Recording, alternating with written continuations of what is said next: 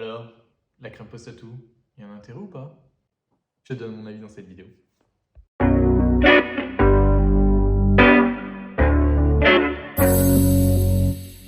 La question revient souvent. À la fin de chaque session, on me demande quelle crème, combien de fois, quel protocole. Franchement, il y a plein de solutions possibles. Du coup, j'ai décidé de faire un test. Ça fait des années que je me fais tatouer par KO.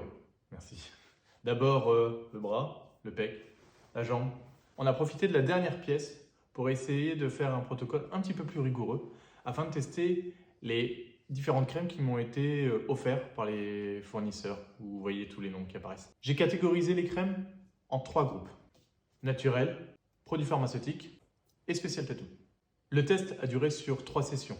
Les 2 premières sessions m'ont permis de tester toutes les crèmes et la 3e m'a permis en fait de faire le test final des crèmes que j'avais préférées.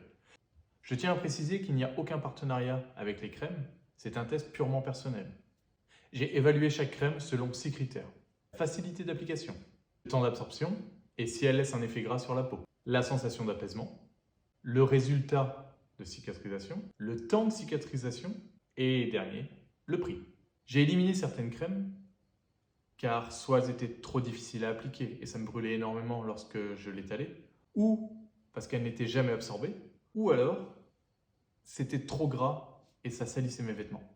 Sur la 3e session, il me restait 2 crèmes, la Hornet et la 13. La Hornet est un produit économique qui hydrate très bien la peau et qui s'applique très facilement. La 13 est plus onéreuse, mais provoque une sensation d'apaisement. Pour continuer mon test, j'ai fourni les échantillons qui m'avaient été donnés à certains de mes clients sur lesquels les sessions étaient assez conséquentes et je leur ai demandé un retour de cette crème. Ça m'a permis en fait d'affiner mon test et d'éliminer certaines crèmes. Je me suis rendu compte d'une chose. La cicatrisation est relativement simple sur du black and grey. Par contre, sur des tatouages un peu plus lourds, full black, couleur, cover, la crème est vraiment utile et importante. La Hornet est tout à fait adaptée pour les cicatrisations simples. Par contre, la 13 a été comparée à d'autres crèmes, sensation d'apaisement, peu ou pas de croûte, et temps de cicatrisation inférieur. Par contre, elle reste relativement chère. À force de me faire tatouer et de tatouer, j'ai fini par comprendre une chose. La seule chose qui va avoir un impact sur la cicatrisation et le résultat de votre tatouage, c'est l'apparition des croûtes. Et si ces croûtes vont casser ou pas. Lorsque une croûte casse, elle va saigner. Et lorsqu'elle saigne, ça génère des petits liserés blancs. Les croûtes vont surtout apparaître sur les tatouages lourds. En conclusion, pour le black and grey, peu importe la crème utilisée, ça ne reste que du confort. Par contre, pour les tatouages un peu plus lourds, comme je le disais tout à l'heure, la crème a un réel intérêt. Pour le black and grey, je n'ai pas de préconisation particulière. Faites-vous plaisir. Par contre, pour les tatouages lourds, je préconiserai la 13. N'oublions pas que je ne suis pas médecin. Je vous préconise cette crème. Si elle ne vous convient pas, arrêtez. Et pour finir, pas de stress. C'est pas parce que vous oubliez d'en mettre une fois ou deux que votre tatouage va être raté.